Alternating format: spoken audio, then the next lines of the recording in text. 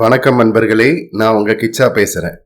மகா பெரியவாளின் ஜாதகமும் ரேகையும் அவருடைய இளமை காலத்தில் நடந்த ஒரு சம்பவம் பத்தினதுதான் இந்த பதிவு. இந்த பதிவு உங்களுக்கு பிடிச்சிருந்தா லைக் பண்ணுங்க, ஷேர் பண்ணுங்க, கமெண்ட் பண்ணுங்க. மறக்காம பெல் ஐகான் கிளிக் பண்ணுங்க, சப்ஸ்கிரைப் பண்ணுங்க. திடீரென்று ஒரு நாள் காலை மகாலட்சுமி கண் விழித்த போது பக்கத்தில் சுவாமிநாதனை காணவில்லை. மகாலட்சுமி தான் மகா பெரியவாளின் தாயார். வீடெல்லாம் தேடியாகிவிட்டது. ஊர் மூளைகளெல்லாம் துழாவி வந்தாகிவிட்டது. காணோம். ஒருவேளை சிநேகிதன் கிருஷ்ணசுவாமி வீட்டுக்கு படிக்க சென்று விட்டானோ? அப்படி என்று நினைத்து போய் பார்த்தால் முதலுக்கே மோசம். நண்பனையும் காணவில்லை. 2 குழந்தைகளையும் தேடி ஊரே அல்லோல் பட்டது. அந்த சமயத்தில் மடத்தில் இருந்து ஒரு ஆள் வந்து, குழந்தைகள் மடத்திற்கு வந்தார்கள், பத்திரமாக இருக்கிறார்கள், சுவாமிகள் உங்களிடம் சொல்லிவிட்டு வரச் சொன்னார், 4 நாட்கள் வைத்திருந்து அப்புறமா குழந்தைகளை அனுப்புவதாக சொன்னார் என்றார். இதை கேட்ட பெற்றோருக்கு எதுவும் புரியவில்லை. எதற்காக அத்தனை பெரிய குரு இத்தனை சின்ன குழந்தைகளை விடாமல் வைத்துக் கொள்ள வேண்டும்? புதிராகவே இருந்தது மகாலட்சுமிக்கு. உண்மை இதுதான். ஒரு நாள் சுவாமிநாதன் ஜெகத்குருவாக மலர்ந்து காமகோடி பீடத்தை அலங்கரிக்கப் போகிறார். தன்னுடைய முடிவும் நெருங்கிவிட்டது. பின்னால் இவனுடன் சில நாட்கள் சேர்ந்திருக்க வாய்ப்பு கிடைக்கப் போவதில்லை. அந்த ஆசையை 4 நாளாவது வைத்துக் கொண்டு தீர்த்து கொள்ளலாம் என்று பரம குருவானவர் தீர்க்க திருஷ்டியுடன் முடிவு செய்திருக்க வேண்டும். சுவாமிநாதன் அவரை பெருமுக்கில் பார்த்ததற்கு அடுத்து அவர் சாரம் என்ற இடத்துக்கு போய்விட்டார். இந்த குழந்தைக்கோ அவரை பார்த்தது முதல் வீட்டில் இருப்பே கொள்ளவில்லை.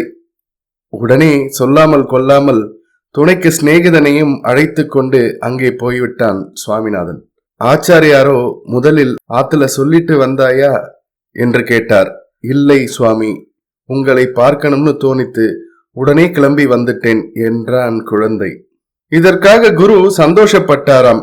ஏனெனில் இப்படி வீட்டையும் வாசலையும் விட்டு வரவாதானே அவருக்கு வேணும். எல்லா தகப்பனாரையும் போல் தன் பிள்ளை டாக்டராகவோ அல்லது இன்ஜினியராகவோ வர வேண்டும் என்று தந்தை சுப்பிரமணிய சாஸ்திரிகள் ஆசைப்பட்டார். இத்தனை சின்ன வயசில் இப்படி மடத்தை நோக்கி ஓடினால் எந்த தந்தைதான் கவலைப்பட மாட்டார்? இது என்ன, தேருமா தேராதா, படிப்பு கிடிப்பு வருமா என்ற பயம் அவரை உலுக்கியது. உடனே சிநேகிதன் கிருஷ்ணசுவாமியின் அப்பா வெங்கட்ராமனை தேடி போனார். அவர் ஒரு சிறந்த ஜோதிடர், மேலும் சுப்பிரமணிய ஐயருக்கு நெருங்கிய நண்பர். வெங்கட்ராமா, சுவாமிநாதன் ஜாதகத்தை கொஞ்சம் பாரு, இவனுக்கு ஜாதகம் எப்படி இருக்கு என்று காட்டினார். அதை பார்த்ததும் ஜோசியருக்கு பேச்சே வரவில்லை. சுவாமிநாதன் சாட்சாத் ஈஸ்வரன் என்று அந்த ஜோதிடருக்கு தெரிந்தது. ஆனால் ஆவலோடு பார்த்து கொண்டிருக்கும் நண்பனுக்கு ஏதாவது சொல்ல வேண்டும் அல்லவா? அதனால், சுப்பிரமணியா, நீ உன் பிள்ளையை பற்றி கவலைப்படாத. நம்மை போன்றவர்கள் வீட்டில் பிறக்கும் குழந்தையாக தெரியவில்லை. இவன் ஜாதகத்தில் பெரிய ராஜாக்களுக்கு உண்டான யோகமெல்லாம் இருக்கு. சக்கரவர்த்தியாக உலகமே கொண்டாட வாழப்போகிறான் என்று கூறினார். வெறும் ராஜாவாகவா மாறினார்?